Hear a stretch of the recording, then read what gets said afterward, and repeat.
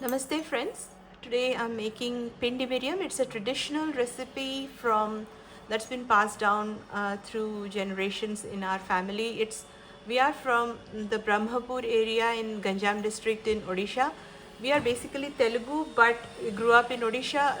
Through generations we have been in Odisha, and apparently this recipe is made in the Puri Mandiram and Jagannath Puri temple. Also, they make a similar item.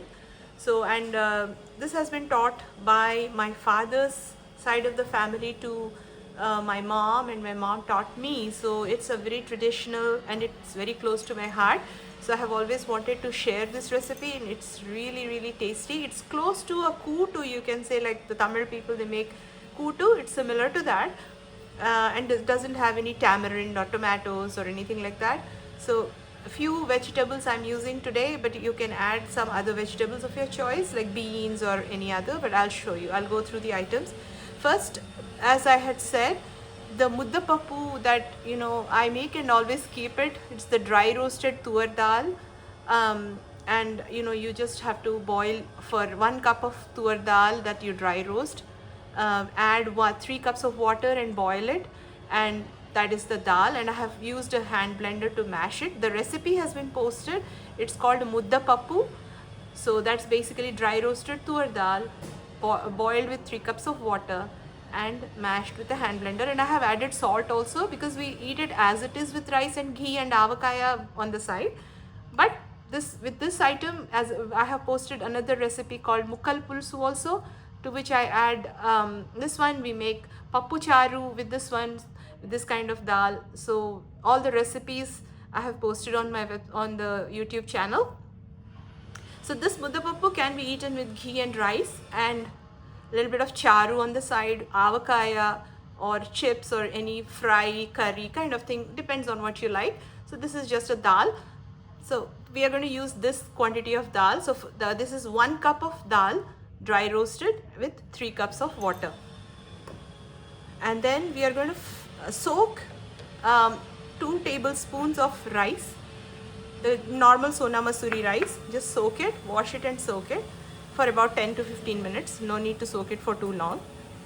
And then I'm going to use half a teaspoon of kali mirch or black pepper, whole black peppercorns, half a teaspoon of this, 2 teaspoons of whole coriander seeds, 2 teaspoons, 2 teaspoons of jeera or cumin seeds, coriander seeds, cumin seeds, 2 teaspoons each, half a teaspoon of black pepper, and about 7 to 8 dry red chilies. You can adjust this to your taste. I'm adding about 7 to 8 dry red chilies.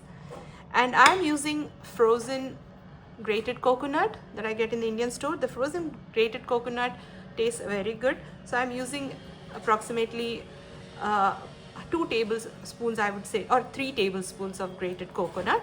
So this is in tablespoons. I have peeled and cut 1 big potato. Just a raw potato. I have peeled and cut it into big sized pieces, approximately this size. And I'm using the frozen chikudkaya. This I get it. It's called val papdi here in packets. You get it in the Indian store in the US. So I'm using that.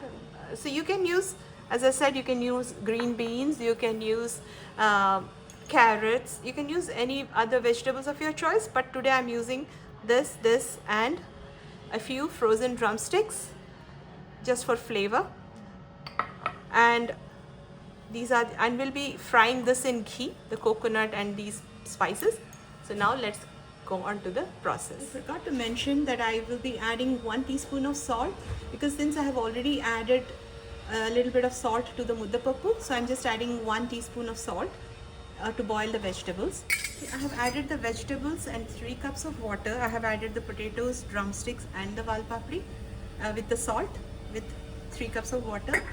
I'm placing the lid on top. We'll let the vegetables boil. In the meantime, let's prepare the masala, the one that we'll be grinding and adding it to the pindi. Let's prepare the masala. So this is about 1/4 teaspoon. So I'm adding about half a teaspoon of ghee to the kadai, the pan.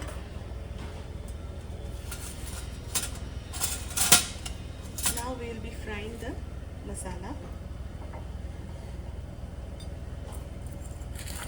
So half a teaspoon of peppercorns, 2 teaspoons of dhania, and jeera also. Then I have the soaked rice, the raw soaked rice that I had. So I have washed it and removed all the water. We'll just add it as it is.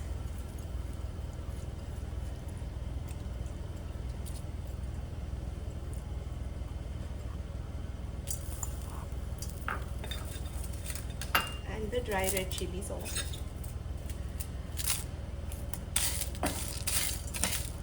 Let's fry this, and once it's done, we'll add the grated coconut to this. Keep constantly stirring when you are frying, basically to keep the spices to be cooked evenly.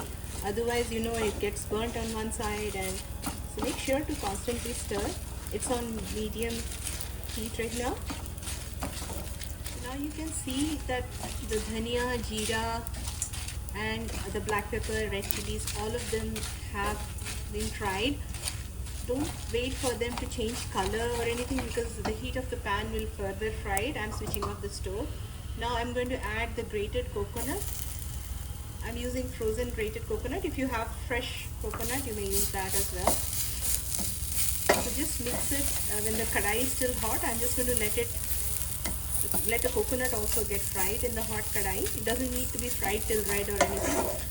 So we will be making a paste of this masala. Once it's cooled down fully, we are going to make a paste, and then we will add it to the Pindi Miriam. The vegetables are boiling as of now on the side, so we are going to look at it right now and see how far the vegetables have boiled. Check on the vegetables and see how they are doing. Okay, so the potatoes, the chikkudkaya, the valpapri, and the drumsticks are boiling. So we will, since I have added salt, this will hasten the boiling process, but it's still not boiled yet. So we'll let it boil for 2 or 3 more minutes and then check back again. Then we'll add the muddapappu first to the pot, and then we'll add the ground masala. I've taken out the masala into a bowl for it to cool down. If you leave it in the kadai, it can over fry, so I just removed it into another bowl, and I'm just going to keep it aside to cool down. So now the vegetables are boiling. Once they are done, we'll go to the next. Let's check now if the potato and other vegetables have boiled well.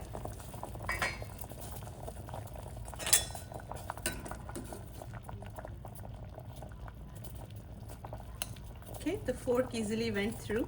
That means the potato also has boiled well. So the rest of the vegetables, I'm sure they'll all be boiled well. Now let's add the muddapappu to this muddapappu.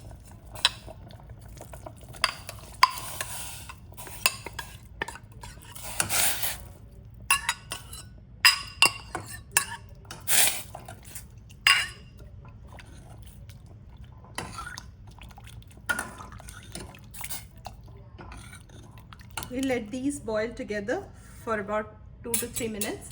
Then we'll add the ground masala. When the dal and the vegetables are boiling together, I'm going to grind this masala that we had fried before. It has cooled down now. I can just add water and make it into a very smooth paste. It's important that there is no coarseness. It should be a fine, smooth paste. As you can see, the vegetables are boiling with the dal.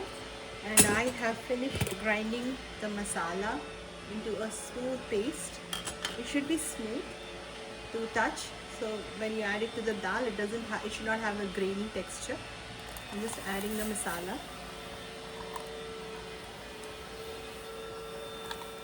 I'll add a little bit of water to wash this off and add it to the pot. Adding the washed water from the mixie jar. Give it a thorough mix with the masala. Now let it cook on medium flame. Since we are cooking everything on medium flame, let it still be on medium flame. Now the masala and the vegetables, they will all cook together, and once you switch it off, remember that once you switch it off, it will thicken quite a bit because we have added the raw rice also, and the dal also thickens once you cool down. But let it boil for at least 3 to 4 minutes at this stage. I'm going to put the lid partially because it will froth up and fall out. So I'm just going to place it this way so that it cooks faster, and then we'll check back again. You make sure that you stir because it can get stuck in the bottom because you have added the masala. So now you can see that it's boiling well.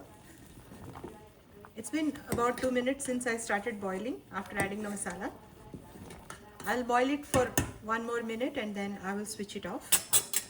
Alright, it's been about a minute after I mixed it, so total of 3 minutes after adding the masala.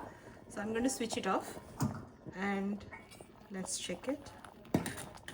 It is going to thicken after it cools down.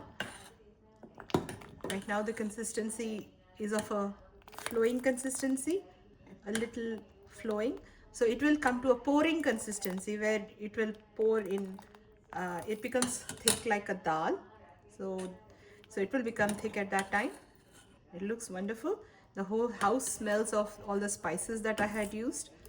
This is a very nice item even for people who have stomach issues, and this is offered as a Naivedhya to Bhagwan Sri Jagannath in Puri. And this recipe has been passed down by generations through generations in my family.